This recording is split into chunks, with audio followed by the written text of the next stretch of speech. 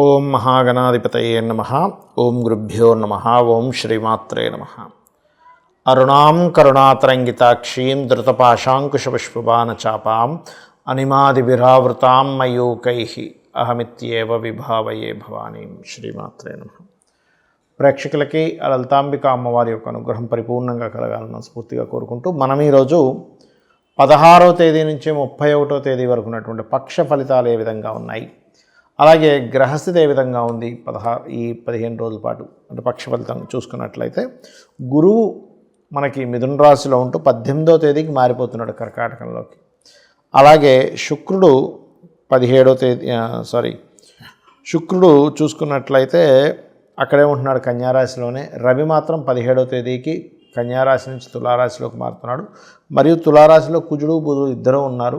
ఆ కుజుడు బుధుడు కూడా, కుజుడు 27వ తేదీకి, బుధుడు 24వ తేదీకి వృశ్చిక రాశిలోకి మారిపోతున్నారు. అదేవిధంగా సింహంలో కేతువు చంద్రుడు, ఆ యొక్క చంద్రుడు 15 రోజుల పాటు మనకి 6 రాశులు మారుతాడు. మరియు అదేవిధంగా మీనంలో ఉండేటువంటి శని, కుంభంలో రాహు యొక్క సంచారం జరుగుతుంది. ఈ యొక్క గ్రహస్థితిని అనుసరించి 12 లగ్నాల వారికి, లగ్నం తెలియని వారి రాశి నుంచి కూడా చూసుకోవచ్చు ఎటువంటి ఫలితాలు ఉన్నాయి, ఏ విషయాల పట్ల జాగ్రత్త వహించాలనేటువంటి విషయాలు మనం తెలుసుకుందాం. అయితే చెప్తుంది నేనైనప్పటికీ ఈ విషయాలు సాక్షాత్ అమ్మవారిగా భావిస్తూ ఒక్కొక్కటిగా తెలుసుకుందాం. సింహం వారికి కనుక చూసుకున్నట్లయితే, మీ యొక్క రాశ్యాధిపతి 2వ స్థానం నుంచి 3వ స్థానంలోకి వెళ్తున్నాడు. రవితో కలిసి 17వ తేదీ నుంచి ఉంటాడు. మరి 3వ స్థానం అనేటువంటిది పరాక్రమ స్థానం కాబట్టి ధైర్యంగా మీరు ఏదైతే పనులు ప్రారంభిద్దాం అనుకుంటారో ఆ యొక్క పనులు ధైర్యంగా చేస్తారు. కాకపోతే ఎంతైనా కానీ లగ్నంలో ఉన్నటువంటి కేతువు కొంచెం విచిత్రంగా కన్ఫ్యూజన్లో ఉంచుతూ ఉంటాడు, గుర్తుపెట్టుకోండి. అలాగే మరొక విషయం ఏంటంటే, ఇక్కడ ఈ కేతువు లగ్నంలో ఉన్నప్పటికీ 3లో ఉండేటువంటి రవికుజులు కొంచెం ఏదైనా డీల్స్ అంటే ఏదైనా భూమికి సంబంధించిన డీల్ చేయడం ద్వారా కూడా ధనయోగం అనేటువంటిది ఉంటుంది. కాకపోతే 2వ స్థానంలో శుక్రుడు నీచ స్థానంలో ఉన్నాడు కాబట్టి కొంచెం అమ్మవారి యొక్క నామస్మరణ చేస్తూ ఉండండి. అలాగే ఓం సంపత్కరీ సమారూఢ సింధుర వ్రజసేవితాయే నమః అనే మంత్ర సాధన చేస్తూ ఉండండి. అదేవిధంగా మరొక విషయం ఏంటంటే, ఇక్కడ ఈ పంచమాధిపతి, పంచమంలో ఉండేటువంటి గ్రహాలు, పంచమ స్థానాధిపతి అయినటువంటి గురువు కొంచెం ఎగ్జాల్టెడ్లోకి వస్తున్నాడు కాబట్టి ఏదైనా పుణ్యక్షేత్రాలు వెళ్ళడం, ఏదైనా సేవా సంబంధం మూలంగా కూడా మీకు మీ యొక్క పూర్వజన్మలో చేసినటువంటి కొన్ని ఇవి యాక్టివ్ అవుతూ ఉంటాయి. కాబట్టి ఏదైనా దేవతా సంబంధించినవి, సేవా సంబంధించినవి చేయడం, ఇట్లాంటి విషయాల్లో మీరు చక్కగా ఫలకృతం అవుతుంది. అదేవిధంగా మరొక విషయం ఏంటంటే, ఇక్కడ గమనించినట్లయితే ఇప్పుడున్నటువంటి గ్రహస్థితికి మీ యొక్క సింహలగ్నం వారికి విదేశీ సంబంధాలు లేకపోతే విదేశాల్లో ఉండేటువంటి వారు ఎవరైనా పార్ట్నర్స్గా రావడం ఇటువంటివి బలంగా చూపిస్తున్నాయి.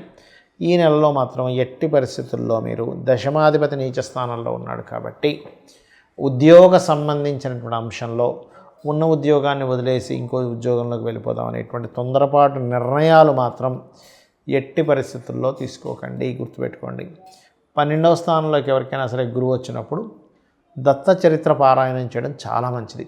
అలాగే అదేవిధంగా దక్షిణామూర్తి యొక్క స్తోత్ర పఠనము, గోశాలకు వెళ్ళి సేవాస్థానంలో గురువు వచ్చి ఉన్నాడు కాబట్టి గోవులకి సేవ చేయడం చేసినట్లయితే అన్ని విధాలా మీకు బాగుంటుంది. చాలామంది ఏమండి మేము ఎంత కష్టపడినా కూడా మాకు ధనపరమైనటువంటి విషయాల్లో అభివృద్ధి ఉండట్లేదు, ఏమి చేయాలని అడుగుతూ ఉంటారు. ఇక్కడ 3 అంశాలు ప్రధానంగా. ఒకటి, మీ యొక్క జన్మజాతకంలో ధనాధిపతి లక్ష్మీ స్థానాలను కొని ఉంటాయి. ధనాన్ని ఇచ్చేటువంటిది ధనస్థానం. అలాగే మీ ఆలోచనలు, మీరు ఎక్కడైనా నిర్ణయాలు తప్పు తీసుకుంటున్నారా, ఆ నిర్ణయాల వల్లే మీకు ధన సంబంధించిన ఇబ్బంది తగ్గుతుందా అని చెప్పేది పంచమ స్థానం. పూర్వజన్మ పుణ్యాన్ని బట్టి వచ్చేటువంటి ధనయోగం ఉంటుంది, అది 9వ స్థానం. అలాగే లాభాలు, వ్యాపారాలు బట్టి వచ్చేటువంటిది లాభస్థానం. లేదండి నేను జాబ్ పరంగా చేస్తానండి అన్నప్పుడు 6వ స్థానాన్ని, దశమ స్థానాన్ని ఇట్లా చూస్తూ ఉంటాం. అయితే ఇందులో ఒక్కొక్క గ్రహానికి ఒక నిర్దిష్టమైనటువంటి కారకత్వాలు ఉంటాయి. ఒక్కొక్క గ్రహానికి గుర్తుపెట్టుకోండి.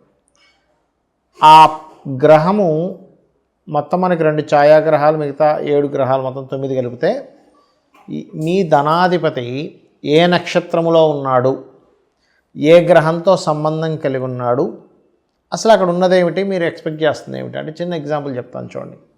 మనం చక్కగా మామిడికాయకి సంబంధించి మామిడి చెట్టుకు సంబంధించిన ఒక టెంకని పాతాం. అదేమైంది, పెద్ద అయింది, వృక్షమైంది, మొత్తం మామిడి పళ్ళు ఇస్తుంది. మీరు ఎక్స్పెక్టేషన్ మాత్రం చింతకాయలు రావాలనో లేకపోతే సీతాఫలం రావాలనో అనుకున్నారు, అది రావట్లేదు.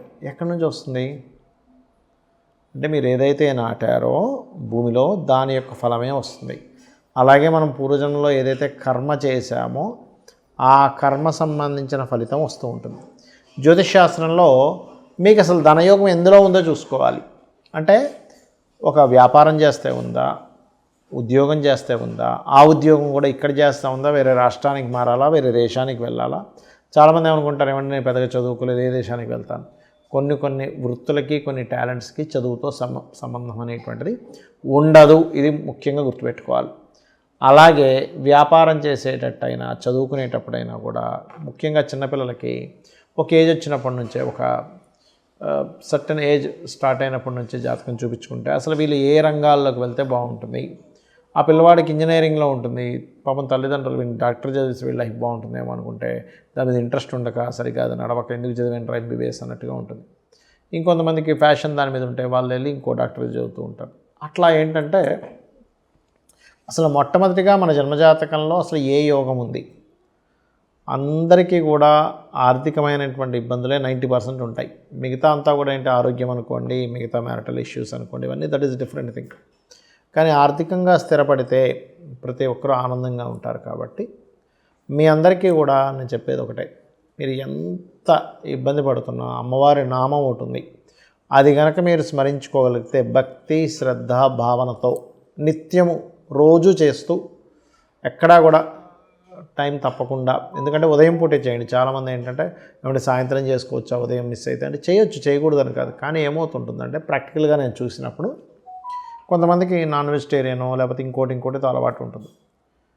పొద్దున్నే మీరు చేసేసుకున్నారు అనుకోండి, తర్వాత మీకు ఉండే అలవాటుని బట్టి ఏదో తింటారు, ఫుడ్ రిలేటెడ్ సంబంధించింది, అది వారి వృత్తులను బట్టి వారికి సంబంధించినటువంటి దీన్ని బట్టి వాళ్ళకి అలవాటు ఉంటుంది. ఇక్కడ ఏమవుతుంది, మధ్యాహ్నం ఏదో నాన్ వెజిటేరియన్ తిన్నారు, అమ్మో ఇవాళ సాయంత్రం నేను చేయకూడదు కదా, అమ్మవారిది కదా అని పెండింగ్ పెడతాం. ఈ కంటిన్యూటీ అనేటువంటిది మన ఆహారపు అలవాట్ల మూలంగా ఎక్కడో అది ఆగుతూ ఉంటుంది. అలాగే మరొక విషయం ఏంటంటే చాలామంది 108 సార్లు చేయడం, ఒక మాల తిప్పడం చేస్తారు. అలా చేయకండి. ఒక 45 నిమిషాలు లేదా అరగంట సేపు నేను చెప్పబోయే మంత్రాన్ని చేయండి. ఖచ్చితంగా మీకు ఫైనాన్షియల్గా బాగుంటుంది, అప్పులున్నా కూడా క్లియర్ అవుతాయి. ఆ రెండో ఏంటో కూడా చెప్తాను. ఒకటి, ఓం ధర్మాధ్యక్ష ధనాధ్యక్ష ధనధాన్య వివర్ధినియే నమః. ఇది మీరు పలికేటప్పుడు ఆ భావన కనెక్ట్ అవ్వాలి. ధర్మాధ్యక్ష అనగానే ఆ ధర్మాన్ని అధ్యక్షరాలు నీవేకే తల్లి. ధనాధ్యక్ష, ఈ విశ్వంలో ఉండేటువంటి ప్రతి ఏదైతే మనీ ఫామ్లో ఉందో, మనీ అనేటువంటి పవర్ ఫామ్లో ఉందో అంతటికీ అధ్యక్షరాలు నువ్వేకే తల్లి. ధనధాన్య వివర్ధిని, ధనాన్ని ధాన్యాన్ని ఇచ్చే తల్లివి నువ్వే కదా అని లలితాంబవారిని అనుకోండి.